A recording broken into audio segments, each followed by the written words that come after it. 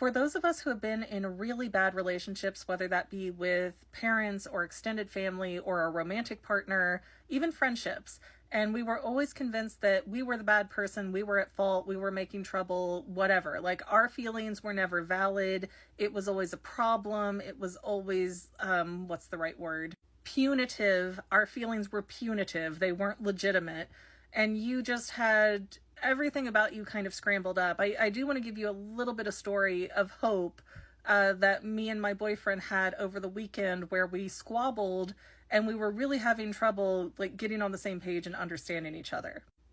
And just the gist of the argument, it was, I wanted him to do something spur of the moment, said, hey, it would make me really happy if we could do blank. And he goes, well, here's reasons A, B, and C why that's not really possible.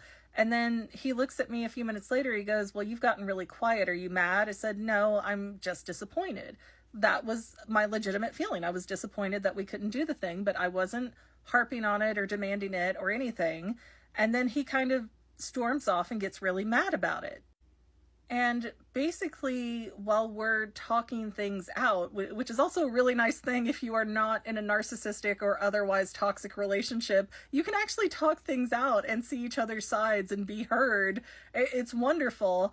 And I ended up, getting to the point where he just wasn't understanding me. I was really frustrated. I said, okay, hold on, let's pivot. Like, you're telling me you want me to feel comfortable and safe telling you my emotions and how I feel and what's going on in my head, and like even when it's negative. However, as was just illustrated, when I am having a negative emotion, it makes you react negatively, and then I feel like I don't have a safe space to have my negative emotion. So it makes me not want to pick what's for dinner or things like that, where you're always asking me, well, what do you want? What do you want? I'm like, whatever you want, honey. I just don't want to fight. I don't want it to be a big deal. And he's not a fighter. He's not really an arguer, but because it's been drilled in my brain, it is really hard for me to be like, oh, I would like this, because I'm so used to historically that turning into a fight. But when I finally made the point of, listen, this is why I'm doing so many things that you find kind of irritating. It's because when I do express a negative emotion, you have a negative reaction yourself. And that for me is scary, even though I'm not afraid of you. Like, I don't think you're going to hit me or do anything harsh, or, he's never even really raised his voice at me. Like, I don't think you're going to do anything, but history in my brain says otherwise. So I don't feel safe having a negative reaction, so I either have a neutral one or a positive one, and avoid telling you anything negative because I don't want you to have any sort of like madness or bad feelings or whatever.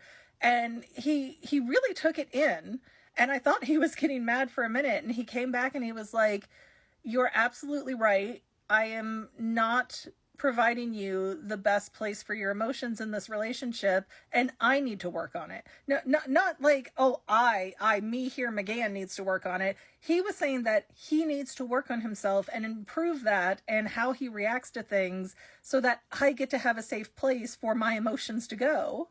I have genuinely never had that in any real relationship in my life, not with my parents, not with my partners, where I tell them something, here's a problem, and they actually take it in and go, oh man, no, I see your point. You're right. I am doing this poorly. Let me do better, instead of just volleying the problem back to me and saying, hey, this is your fault. This is a you problem. You're being punitive. You're a bad person.